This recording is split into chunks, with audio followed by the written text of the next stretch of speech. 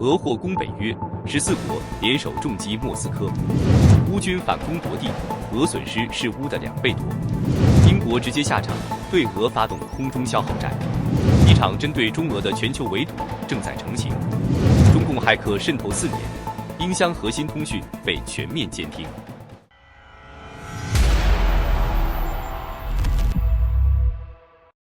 随着俄乌战争持续发酵，欧洲与莫斯科之间的军事对峙正在明显升级。德国方面近日罕见发出严厉警告，直指俄罗斯可能在未来2年内对北约发动军事攻击，欧洲安全格局正步入高度危险期。英国《泰晤士报》披露，德国联邦国防军中将杰拉尔德·冯克在接受采访时表示，俄军具备在2年内对北约国家采取军事行动的能力，相关风险正在快速上升。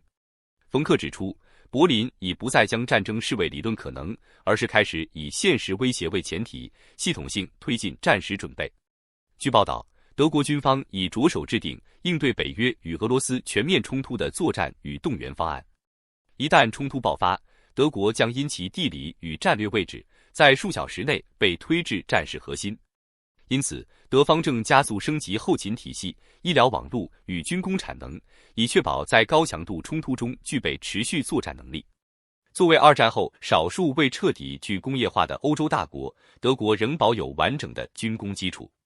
一旦战时机制全面启动，其工业体系可在短时间内实现大规模转产。今年，德国计划生产超过150万枚155毫米口径炮弹，产量预计将超过美国，凸显其在欧洲军备体系中的核心角色。尽管莫斯科方面多次否认有意攻击北约，但欧洲各国显然已不再完全相信这一说法。自前年以来，英国、法国、德国等主要国家纷纷推出冷战结束以来最大规模的军事预算，欧洲整体防务态势正发生根本性转向。在这场潜在冲突中，土耳其被视为一个不可忽视的变数。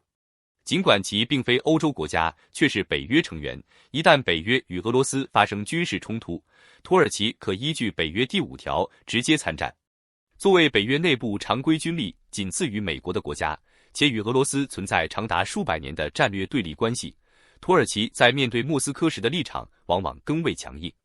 过往俄军战机一旦接近土耳其边境即遭击落的先例，也与欧洲国家相对克制的态度形成鲜明对比。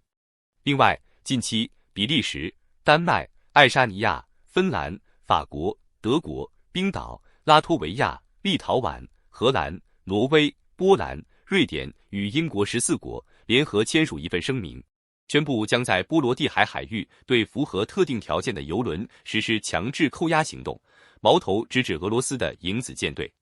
声明明确指出，凡是频繁更换注册国旗、关闭船舶应答器或缺乏必要航运文件的油轮，一旦在该海域航行，将被视为无国籍船舶。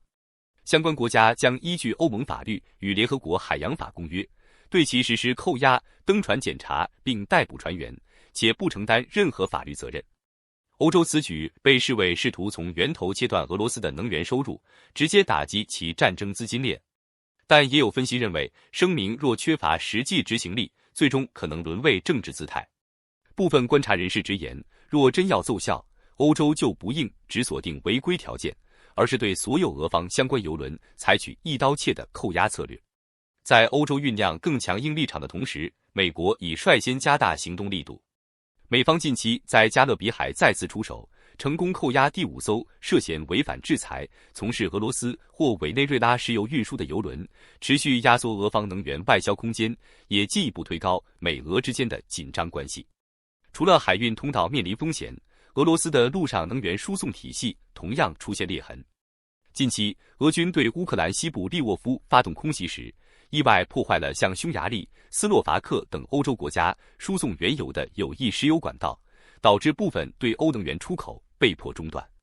这一结果不仅冲击俄方自身收入，也再度凸显战争对欧洲能源安全的反噬效应。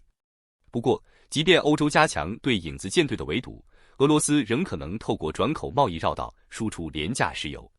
美国财政部长贝森特近日在电视节目中直言，华盛顿已因印度大量进口俄罗斯原油，对其加值25%的关税。但讽刺的是，欧洲却在不久前与印度签署新的贸易协定。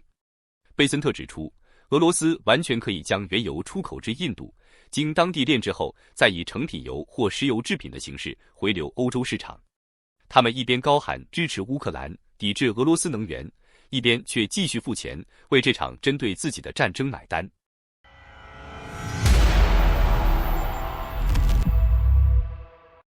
在乌克兰战场方面，胡利亚波尔方向出现局部变化。乌克兰军队重新夺回索洛德克以西的部分阵地，但俄军正试图从该地区侧翼展开机动，意图威胁扎波罗热方向的乌军后方防线，战局仍存在不确定性。康斯坦丁尼夫卡方向，战场记录显示，俄军步兵仍滞留在多个关键区域，包括别列斯托克以南、东侧林地，以及伊万奥皮利亚以西，靠近乌军阵地东南方向的小型采石场铁路沿线。这表明俄军可能已在该区域建立相对稳固的立足点。与此同时，乌克兰无人机对俄军阵地持续施压，成功摧毁诺沃帕夫利夫卡最南端建筑内的俄军据点，并向帕夫利夫卡方向推进，已深入至半城以外的林地。多布罗皮利亚方向局势相对平静。库切列夫亚尔、尼卡诺里夫卡、维尔内以及新顿巴斯一带均未记录到明显战线变化。值得注意的是，极端低温正在影响战场环境，当地气温持续处于低点，清晨最低气温降至-18°C，预计这一状况将持续至2月初。随着地面完全冻结，装甲车辆机动条件改善，外界普遍判断俄军可能借此机会加大进攻力度。从更宏观的角度看，美方防务专家持续关注战争的人力消耗。美国智库战略与国际研究中心评估，自2022年2月战争爆发以来，俄罗斯已有超过40万名士兵在乌克兰战场丧生，其中至少32.5万人确认死亡。乌克兰方面，截至去年年底，阵亡士兵人数约为10万人。此外 ，CSIS 指出，双方仍有大量人员受伤或失踪。俄罗斯相关人数可能高达90万人，乌克兰约为40万人。报告警告，随着战事持续至春季，双方或将在承受数以万计的新增伤亡。分析认为，乌军伤亡比例相对较低，主要得益于大量使用西方提供的精确制导武器与无人系统。相比之下，俄军仍在相当程度上沿用高消耗的人海进攻模式，这一差异正在持续放大双方的人员损失曲线。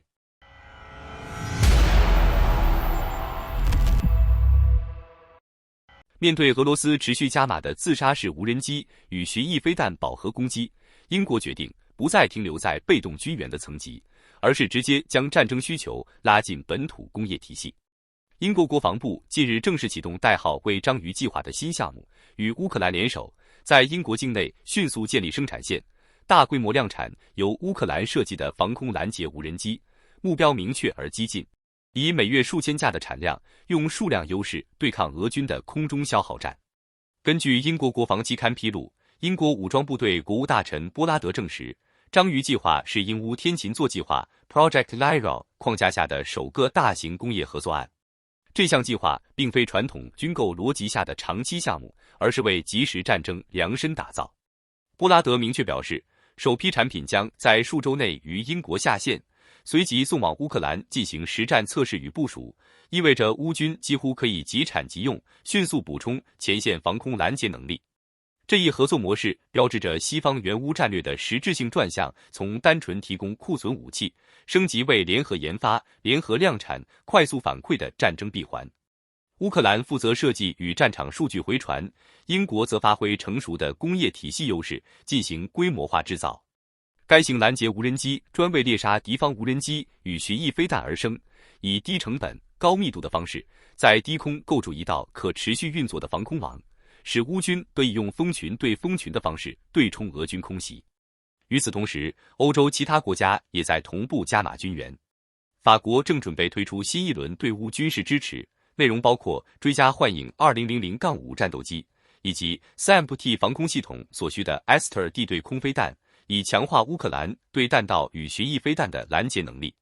乌克兰国防部方面透露，法国也可能交付 SAMP-T 与 Kroto 防空系统的相关弹药，并暗示长程打击武器的支持。外界普遍解读为 Scalp-G 巡弋飞弹。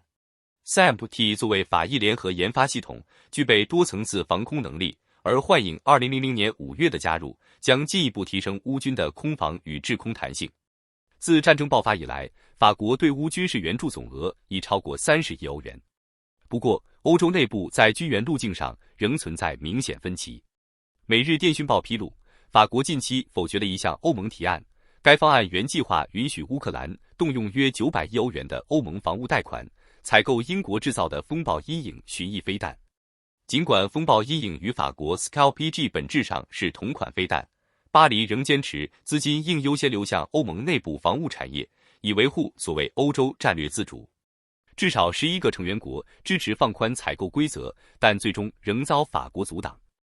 乌克兰方面估计，至2026年仍需约240亿欧元的非欧盟武器供应，涵盖防空系统与长程打击能力。德国国内的讨论同样升温。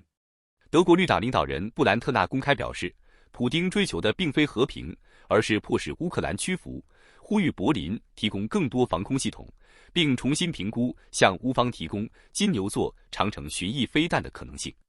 该飞弹具备精准打击纵深目标的能力，但德国政府长期担忧此举可能导致自身被直接卷入战争。在防御升级的同时，乌克兰对俄境内的深层打击也开始显现战略效果。针对俄罗斯炼油设施的攻击已明显削弱其能源收入，仅今年1月的行动就可能导致俄国油气收入暴跌约 46%， 累计损失超过1000亿美元。Ausent 分析与卫星影像显示，乌军此前对别尔哥罗德 Skifam 工厂的精准打击，成功摧毁该厂关键设施。该工厂是 C-34、Su-35 与 C-57战机精密工具的重要供应商，凸显乌军远程打击能力的成熟。与此同时，乌克兰也在加速本土军工体系建设。尽管网络上流传以成功仿制 HIMARS 的说法，但官方信息显示，实际推出的是一套概念相近、可整合自研弹药的多功能导弹系统，尚未完全复制美制架构。其核心目标在于降低对美国的依赖，压缩成本，并为未来武器出口铺路。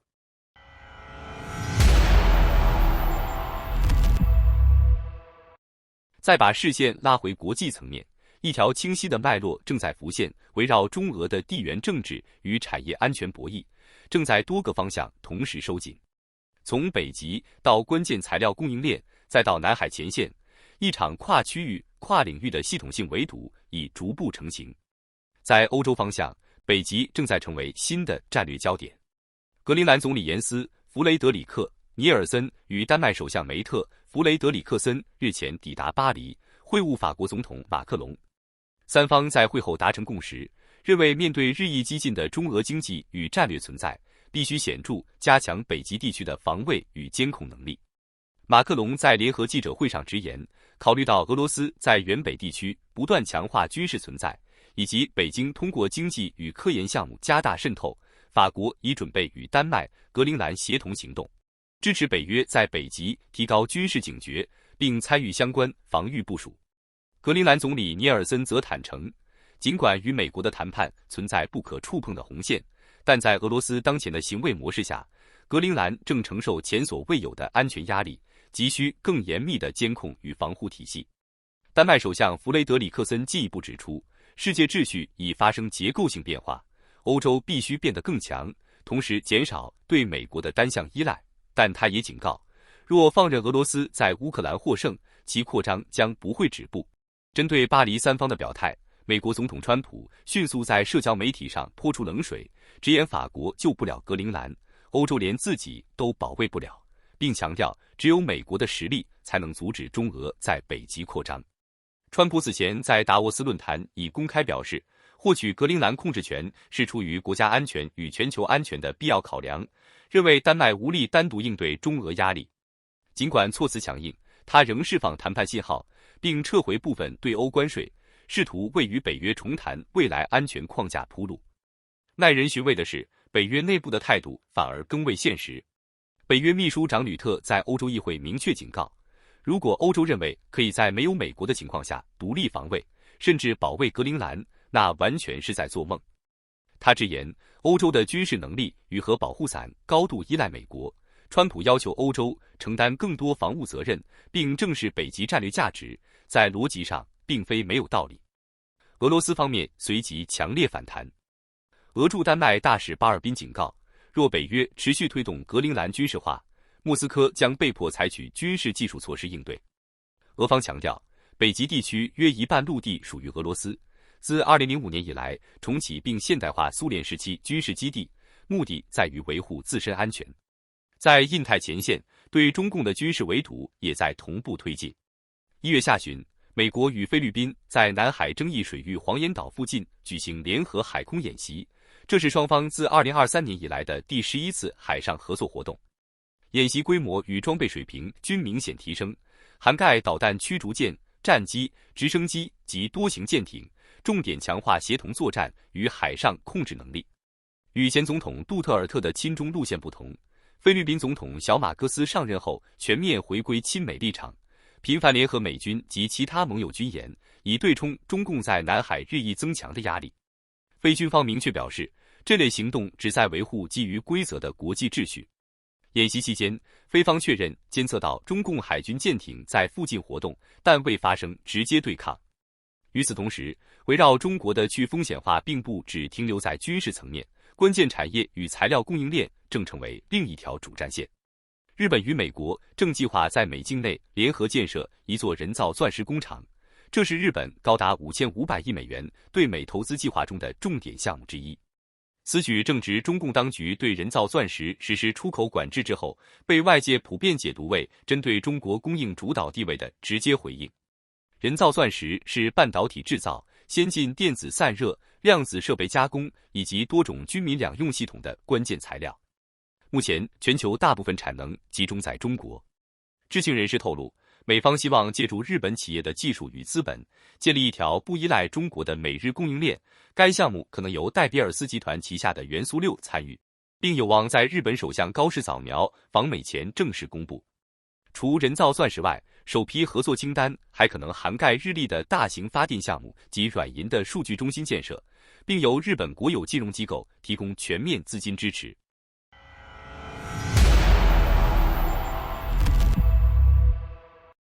就在英国首相斯塔默即将前往中国，展开一场被外界视为成败攸关的访问之际，英国国内却爆出一宗足以震动国家安全体系的情报丑闻。英国电讯报和《泰晤士报》近日披露，与中国有关联的骇客组织，自2021年至2024年间，以秘密入侵唐宁街多名高级官员及其核心助手的手机，窃取内容包括私人通话、简讯、即时通讯记录，甚至精确的地理位置数据。而这场入侵行动极可能至今仍在持续。报道指出，受影响对象横跨多届政府，涵盖前首相强森、特拉斯以及苏奈克的亲信幕僚。英国情报系统内部评估认为，这次入侵已触及唐宁街权力核心，不仅涉及个人隐私泄露，更可能对政策讨论、外交判断乃至政府决策本身构成潜在影响。这场行动被命名“魏延台风”，被西方情报界视为中国全球情报与网络渗透计划的一部分。该行动此前已被发现针对美国及多国盟友的通讯系统发动攻击，美方情报官员甚至形容，这可能是间谍史上最成功的长期入侵行动之一。英国媒体进一步披露，英国政府过去允许华为与中兴的通讯设备进入国内电信体系，被视为为中方情报活动打开了长期监控的技术通道。情报人士指出，包括强森、特拉斯与苏奈克核心圈层在内，其通讯内容可能已被持续监听超过4年。与此同时，另一项引发巨大争议的风险点也被重新放大。中共拟在伦敦兴建的超级大使馆项目，其设计图显示，建筑群地下将设置多达208个隐蔽房间，其中部分空间距离承载英国核心金融与数据传输的光纤主干仅约1公尺。安全专家警告，这种空间布局在情报与监控层面具备高度敏感性。更具冲击性的是，《泰晤士报》披露，以色列情报机构摩萨德在察觉异常后，曾多次向英国军情5处与军情6处发出警告，但始终未获得充分回应。最终，摩萨德选择暂时终止与英国的情报共享，此举被形容为对五眼联盟合作体系的一次重大打击。安全专家指出，沿台风行动的技术手段高度成熟，涵盖远端渗透手机应用程式、即时通讯监听以及精准定位追踪。这类攻击不仅能拼凑出官员的社交网络与行动轨迹，更可能为长期施压、定向影响甚至战略误判埋下伏笔。美国情报来源证实，该行动并非只针对英国，而是覆盖包括美国在内的多国盟友。骇客可透过通讯源数据掌握官员联络对象、频率与活动模式，为长期情报分析提供完整样本。尽管电讯报指出，目前尚无法确认中国骇客究竟取得了哪些具体内容，但英方也承认，英国电信体系之所以未出现更大规模崩溃，部分得益于2021年通过的电信安全法。该法案对营运商设下更严格的资安义务，某种程度上减缓了风险扩散。好的，感谢您一口气看到最后了，这是对我们最大的鼓励和支持。要看最全面、最及时准确的战场热点报道更新，就请每日锁定新冷战情势。如果您喜欢我们的节目，也请您点赞、留言、订阅，把视频分享出去，让更多的人看到这个节目。想要赞助我们的朋友，可以打开超级感谢打赏赞助，帮助我们能持续做出更多好节目。谢谢大家。